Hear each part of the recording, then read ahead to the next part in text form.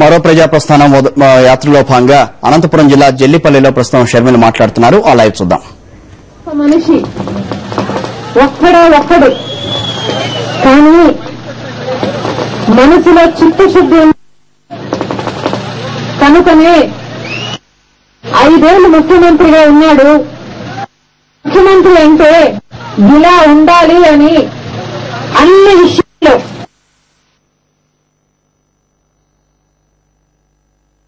ప్రతి మేలు చేయాలి ఆదర్శంగా నిలిచారు. 1 కాదు 2 కాదు, ఆయన చెప్పిన పథకాలు చెప్పనివి ఎన్నో చేశారు. ఆయన గురించి ప్రత్యేకంగా నేను మీకు చెప్పాల్సింది, మీరందరూ గురించి చూశారు. ఆయన మీ అందరికీ తెలుసు అప్పుడు ఎంత సస్యశ్యామలంగా ఉండిందో, అనంతపురం జిల్లా కూడా ఎంత బాగా ఉండిందో, ఇక్కడ ప్రజలు ఎంత సంతోషంగా ఉన్నారో. ఇప్పుడున్న ప్రభుత్వం పూర్తిగా వైఫల్యం చెందింది.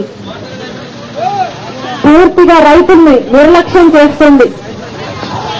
పూర్తిగా ఎన్ని రకాలుగా వీలైతే అన్ని రకాలుగానే హింసిస్తుంది. ఏదో రైతులంటే కక్ష కట్టినట్లు ఈ రోజు వ్యవహరిస్తుంది.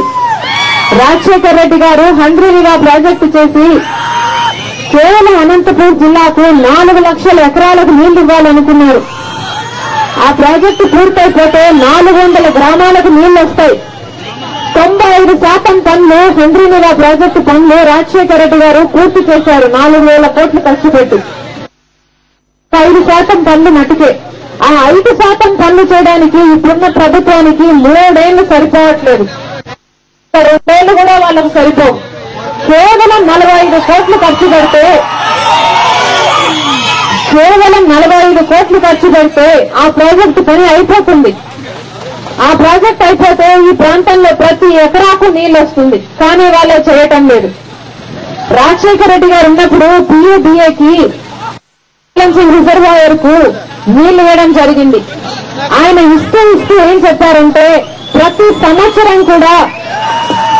సంవత్సరం కూడా దీనికి నీళ్లు ఇవ్వాలి, దీనికి నీళ్లు ఇవ్వకపోతే సాగునీరు కాదు కదా, కనీసం తాగునీరు కూడా ఉండదు అని.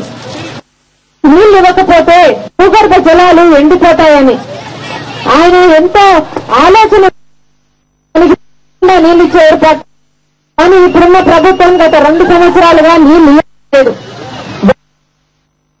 ఇక్కడ సాగునీరు లేదు, పోతున్నాయి, బోర్లు ఎండిపోతున్నాయి. దాదాపు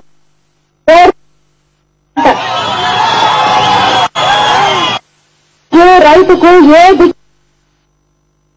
అయితే రైతన్నలు ఎంత బాధపడుతున్నారు. సబ్సిడీలు లేవట, ఇన్సూరెన్స్ లేవట, వానలు లేవట, లేదు, నీళ్లు లేవు, ఏం తినా అసలు బ్రతుకుండాలా లేదా అని అడుగుతున్నారు. ఇంకా పైగా ఛార్జ్ అని 3 ఏళ్ల బకాయిలను ఛార్జీలు ఎక్కడో వసూలు చేస్తారట. ఇలాంటి పరిస్థితి చేయాలి. ఆలోచించండి. రాజశేఖర రెడ్డి గారు ఉన్నప్పుడు ప్రతి వర్గం వారికి, రైతులకు కాదు, మహిళలకు కాదు, పిల్లలకు కాదు, అన్ని విధాలుగా అందరికీ మేలు చేశారు. కానీ ఇప్పుడున్న ప్రభుత్వం అన్ని విధాలుగా అన్ని వారికి